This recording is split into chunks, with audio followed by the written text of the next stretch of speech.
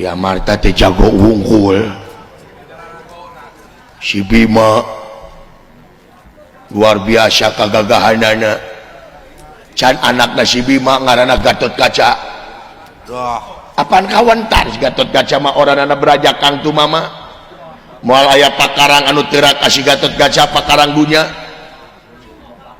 Gatot Kaca mah otot kawat tulang baja balung besi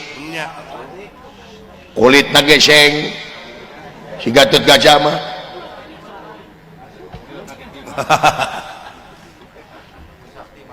korong nage paku payung nah tete si Gatot Kaca mah buukna paku 7 si Gatot Kaca mah cileuna timah kukuna android sok Gatot Kaca mah Gatot Kaca mah batur makih teh keluar Cikiih rieu oli rem ya teh Gatot Kaca atawa bengkel sih teh bikin kaing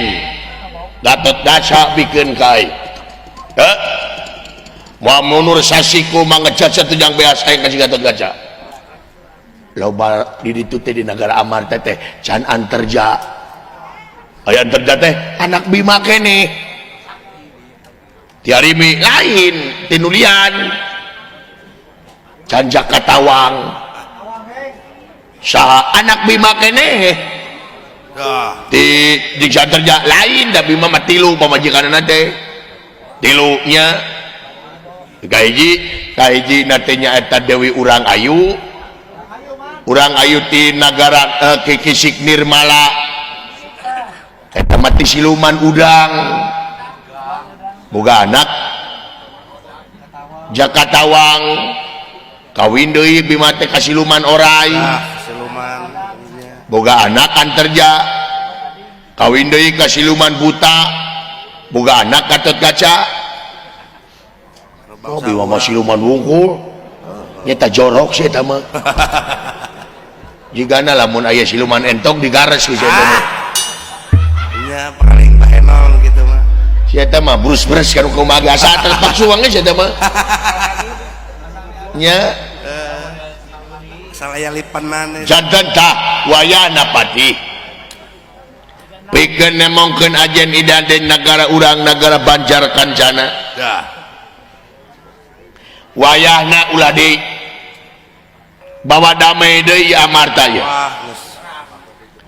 ulah dibawa damai deui Amarta urang serang ku sarea siapkeun pasukan maneh ini teh heula aing bakal nuturkeun saira ayeuna waktuna siapkeun ulu baingan penting aing ngimpi deuleuy wah ngimpi naon kulan ngimpi di rebu ku panitik dah sing horeng nyata we rek perang meureun nya meureun kila-kila teh kila-kila meureunna jik siapkeun pasukan aing rek lumampah maneh lumampah hancurkeun nagara Amarta temongkeun yang nagara Banjar Kancana anu nomor 1 di Satatar Madya Desa sae rupina moal dikekeun di kaula bakal ngajuk-juk nyaeta nagara Amarta bade ngabantun pasukan jik kira ini berakra rumah cukra maku homit kalau berat